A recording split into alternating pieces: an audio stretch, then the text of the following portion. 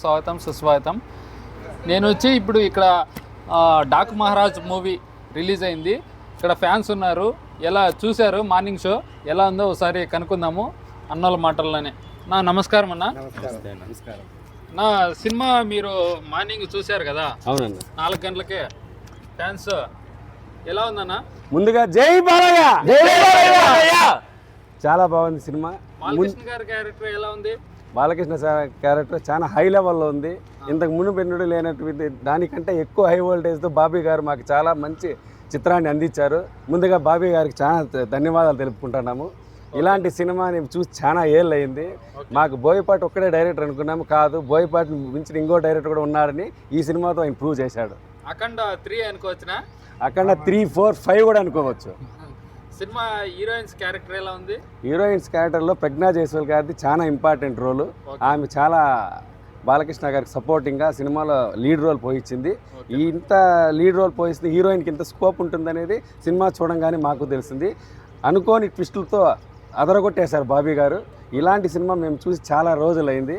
చిన్న పాప క్యారెక్టర్ ఉంది కదా, ఎలా ఉంది? మెయిన్ సినిమా స్టార్ట్ అయ్యే ముఖ్య ఇదే చిన్నపాప క్యారెక్టర్. చిన్నపాప క్యారెక్టర్తోనే స్టార్ట్ అయ్యి చిన్నపాపతోనే ఎండ్ అవుతుంది లాస్ట్కి. చాలా చాలా అంటే చాలా బాగా తీశారు సినిమా. ఇలా తీస్తారని మేము ఎప్పుడు ఎక్స్పెక్ట్ చేయలేదు. మా ఎక్స్పెక్టేషన్కి 1000 రెట్లు ఎక్కువగా బాబీ గారు సక్సెస్ అయ్యారు. బాబీ గారికి చాలా ధన్యవాదాలు తెలుపుకుంటాం మా ఫ్యాన్స్ తరపున. మ్యూజిక్ కూడా ఇంపార్టెంట్ అంటారు కదా, మ్యూజిక్ పరంగా తమన్ గారు ఎలా కొట్టారు? నందమూరి అభిమానులుగా మేము ఒకటే ఫిక్స్ అయ్యాం, ప్రతి సినిమాకి సపరేట్గా తమన్ గారికి ఒక బ్యానర్ కట్టాలని ఈ పొద్దు నుంచి మేము డిసైడ్ అయ్యాము.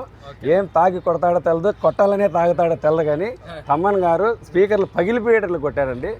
ఏ సినిమా కూడా కొట్టలేదు. అఖండ తర్వాత స్పీకర్లు పగిలిపోయినాయంటే ఇది ఖచ్చితంగా డాకు మహారాజ్కే. చాలా బాగా కొట్టాడు. ఓకే ఓకే, థ్యాంక్ యూ అన్న. చూశారు కదన్నా ఇప్పుడు సినిమా గురించి అన్నోళ్ళు ఏ విధంగా చెప్పారు.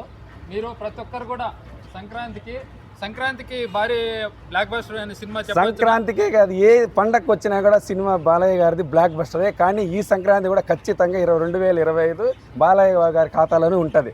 అది దాన్ని ఎవరు చెరపలేరు, ఎవరి వల్ల కాదు. అఖండ మనం అన్ సీజన్లో వచ్చి రిలీజ్ అయింది, అయినా కూడా అప్పుడు కూడా భారీ బ్లాక్ బస్టర్.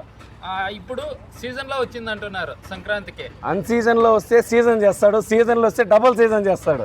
జై బాలయ్య, జై బాలయ్య. ఓకే, థ్యాంక్ యూ అండి. Thumbs up. జై బాలయ్య, జై బాలయ్య.